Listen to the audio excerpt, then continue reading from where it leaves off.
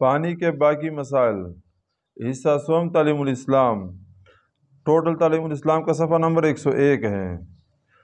پانی کے باقی مسائل۔ سوال: دھوپ سے گرم ہوئے پانی سے وضو جائز ہے یا نہیں؟ جواب: جائز ہے لیکن بہتر نہیں۔ سوال: وضو کرتے وقت بدن سے پانی کے قطرے برتن میں گرے تو اس پانی سے وضو جائز ہے یا نہیں؟ جواب: وضو کرتے وقت جو پانی بدن سے گرتا ہے اگر بدن پر نجاست حقیقیہ نہ ہو تو وہ مستعمل پانی کہلاتا ہے۔ مستعمل پانی غیر مستعمل پانی میں مل جائے تو اس کا حکم یہ ہے کہ جب تک مستعمل پانی کی مقدار غیر مستعمل سے کم رہے اس وقت تک اس سے وضو اور غسل جائز ہے، اور جب مستعمل پانی کی مقدار غیر مستعمل کے برابر یا اس سے زیادہ ہو جائے تو پھر اس سے وضو اور غسل ناجائز ہے۔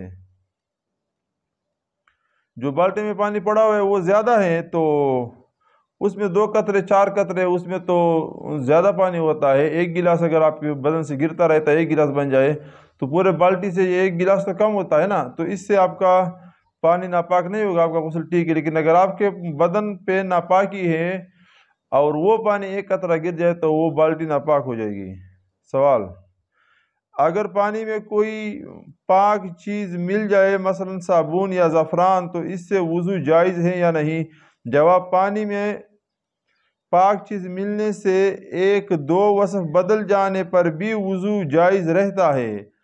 ہاں، جب تینوں وصف بدل جائے اور پانی گاڑھا ہو جائے تو وضو ناجائز ہو جاتا ہے۔ سوال: اگر تالاب یا حوض شرعی گز سے 2 گز چوڑا اور 50 گز لمبا ہو، یا 4 گز چوڑا اور 25 گز لمبا، یا 5 گز چوڑا اور 20 گز لمبا ہو تو وہ جاری پانی کے حکم میں ہوگا یا نہیں؟ جواب: ہاں، وہ جاری پانی کے حکم میں ہوگا۔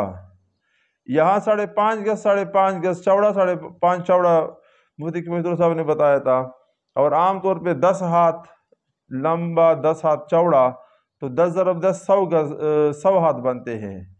تو یہ اس کا 100 گز اگر 100 ہاتھ اگر پورا ہو رہے ہو، ایک کنارہ چھوٹا ہے، لمبائی چھوٹی ہے یا چوڑائی چھوٹی ہے لیکن دوسرا بڑا ہوا ہے تو پھر وہ ٹھیک ہو جاتا ہے۔ سوال: اگر حوض کا کھلا ہوا منہ شرعی مقدار سے کم ہو، یعنی 100 ہاتھ سے کم ہو، 10 ضرب 10 سے کم ہو، شرعی مقدار سے کم ہے لیکن نیچے کا حصہ اس کا بہت بڑا ہے تو وہ بڑے حوض جاری پانی کے حکم میں ہے یا نہیں؟ جواب: اگر حوض 10 گز لمبا 10 گز چوڑا ہے لیکن اس کے چاروں طرف یا کسی 1-2 طرف سے اس کا منہ چھپا دیا ہے تو جس چیز سے چھپایا ہے اگر وہ پانی سے اونچی اور الگ رہتی ہے تو وہ حوض ٹھیک ہے اور جاری پانی کے حکم میں ہے، اور اگر وہ چیز جس سے پانی چھپایا ہے، جو چھت آپ نے ڈالا ہے یا چھپا ہوا پانی ہے، جو چھپا ہوا پانی ہے ٹھیک ہے نا، اگر وہ چیز جس سے پانی چھپایا ہے پانی سے لگی رہتی ہے تو وہ حوض ٹھیک نہیں اور توڑے پانی کا حکم رکھتا ہے۔ خلاصہ یہ ہے کہ پانی کا اتنا حصہ معتبر ہے جتنا اوپر سے کھلا ہوا ہو، یعنی کسی چیز سے لگا ہوا نہ ہو۔